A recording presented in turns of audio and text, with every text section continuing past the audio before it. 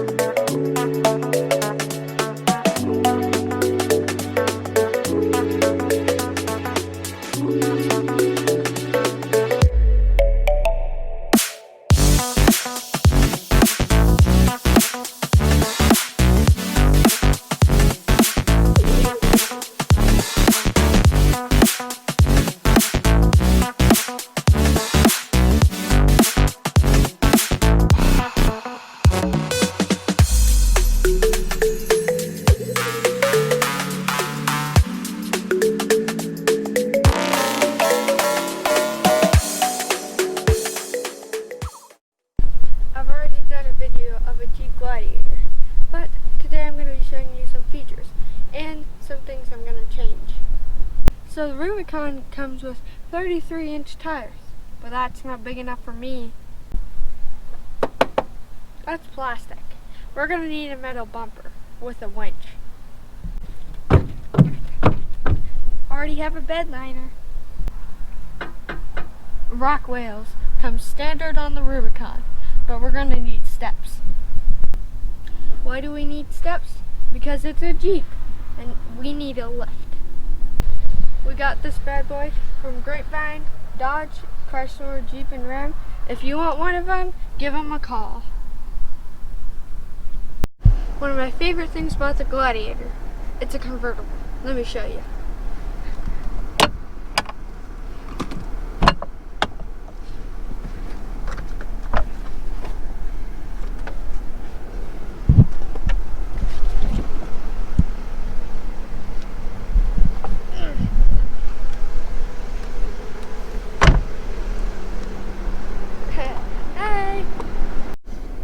Our first mod, we already put in a phone holder, but we just put in a camera holder for my YouTube videos. So the big difference between this Gladiator and the other one is that this one has front and rear lockers, and you can also disconnect your sway bar. We'll take it for a quick spin. Yep. And here we go, the 2020 Jeep Gladiator Rubicon that we have bought. You excited about it? Yeah. We test drove this puppy back when the pandemic was just getting started, and we said we like it. We want to get one of these. And sure enough, when Mama's lease was up, we said we went ahead and pulled the trigger. And thanks to our friends at Grapevine, Dodge, Jeep, Chrysler, and Ram, they hooked us up. And here we are, driving around in Mama's new car, a Jeep Gladiator. I almost wasn't sure she would actually get one of these, but boy, she really liked it to the point where she wanted to get one. So we did it, and now here we go. So we're going to take a little quick just test drive right now in it as a stock vehicle and see how it handles. We drove it with the big 37s on it and probably the 2 or 3 inch lift it had on it at the time, and we thought that it wasn't too bad. So we'll see how it compares to the stock model. Now, Cash, I think they still have the same horsepower because it's still the same 3.6 Pentastar engine, which is how much horsepower? 285 horsepower. And the torque is? 265. I think it's 265 or 260. Yeah, it's one of the, it might be 260 pound-feet of torque, but no, still. And it's made it to a 8-speed transmission. Okay. And here we go. Alright. Now it still seems to have a pretty good amount of pickup. I mean, it's still very peppy off the line. Actually, I'd say it's, you know, a little bit faster than the one we test drove. Because I don't think the one we test drove had been re-geared. But this one is a little louder than the one we test drove. Actually, it's probably not louder because the one we test drove didn't have doors on it.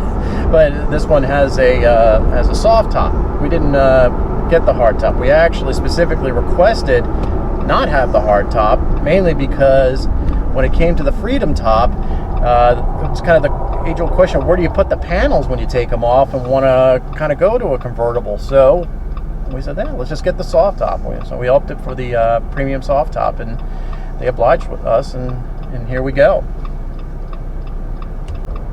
I know you've been talking about stuff we're going to do, but boy, we've already got a list of supplies ordered, and some of it's already come in.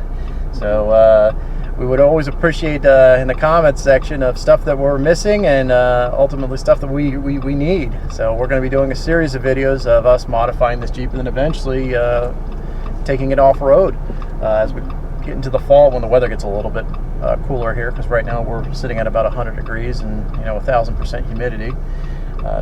But once things cool off and we get the Jeep kind of complete, we'll be excited to explore different parts of the state, and then eventually beyond. But immediately needs, we're going in tomorrow for a 3-inch lift. We've opted for the rock crawler lift, and then we're also having beadlocks put on with 37-inch tires. We've got a new front bumper sitting in our dining room right now, with a winch that I need to find time to put on. And the hard part is just, my office is already back in. We're already back in office. We're not working from home anymore, so I'm kind of getting back to my normal schedule. So it makes it a little more difficult to sneak away and work on the Jeep. I'd like to say if Cash was a little older, I would make him work and do all the parts and fixing it up. But you're not quite there yet, but it will be soon enough. You'll get to help me do it on this one, though. Yep. So that'll be fun. And beyond that, we've got some additional rock sliders, or that have some at least some steps on it, so that people can get in and out of it. That are going to be coming in soon. And beyond that, we've got more stuff we want to add on. We've got our supply kits that we've started building, which we'll have another video on that too. See how well we're coming along there. But overall, we're making this a fun car to take out and do a lot of fun things with.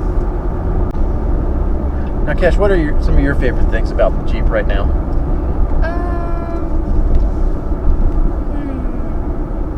Well, the AC is really strong, which I really like. Well, that's one thing that actually is a good point that most people don't know. So in the Gladiator, it has the same air conditioning system that it does in all other Jeeps, as it does in the Jeep Wrangler Unlimited.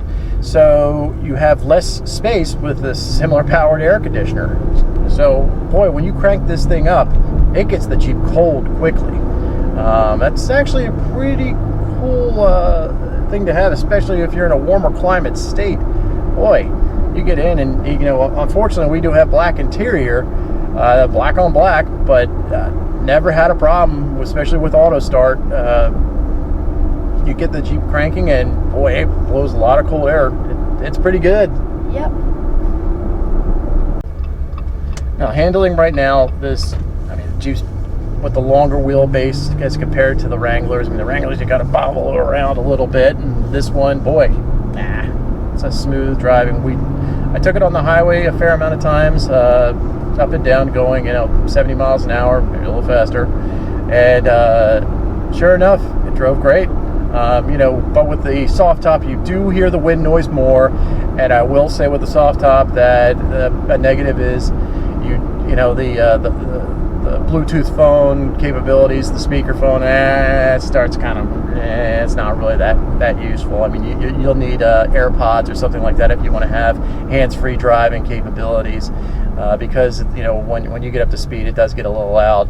I was talking to Mom on the phone one time when she was at the pickup line at Walmart, and it was during the middle of a rainstorm, and it was so loud. It was like I had to put the phone down. I was like, I can't talk to you because it's just so loud over the phone.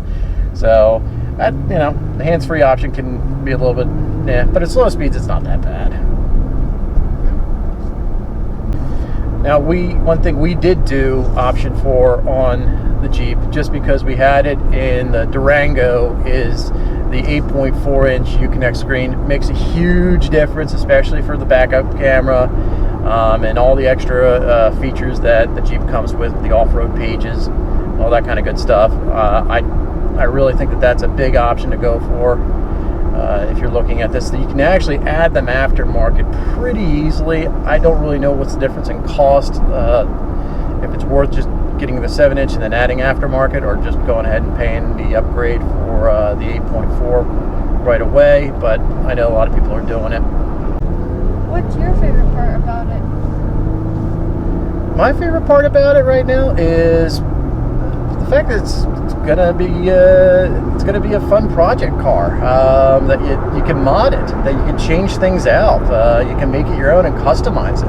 How many cars you could really do that with? That they have so much aftermarket support. We're not planning on doing any engine modifications. I mean, maybe a snorkel at some point, but other than, Jeep is just kind of known for being able to do some fun stuff. Aftermarket, and that's kind of makes it kind of a neat community. I think that's unique to this vehicle. I mean, we bought this vehicle, and within the first day of owning it, we had 3 people come up to us and say, "Wow, that's a neat looking Jeep." I mean, it's kind of like, whoa, you don't have anybody saying that in an Audi Q5. And that's not to say bad things about a Q5. We love the Q5. It's just some cars exude more personality than others, and the Jeep community is a very loyal one and very proud one, and it's one of those things that we kind of just said, let's get a car that's going to be a little bit more of a fun car. But with the modifications that we're thinking about doing, it's that are going to start tomorrow, so we'll start having follow-up videos and showing kind of what we're doing and walking you through the process, and we'll even include some pricing. At the end of the day, it's up to you to kind of find the best deals out there for what you want to do, but we'll show you what we're paying, and good or bad, maybe you can tell us that we're either paying too much, or we're not getting the best equipment we should be getting. So with that, I'm Dad, and this is Cruising Cash. And thank you for watching another episode of Cruising Cash. All right. Make sure to follow us and subscribe. You heard them. Thanks.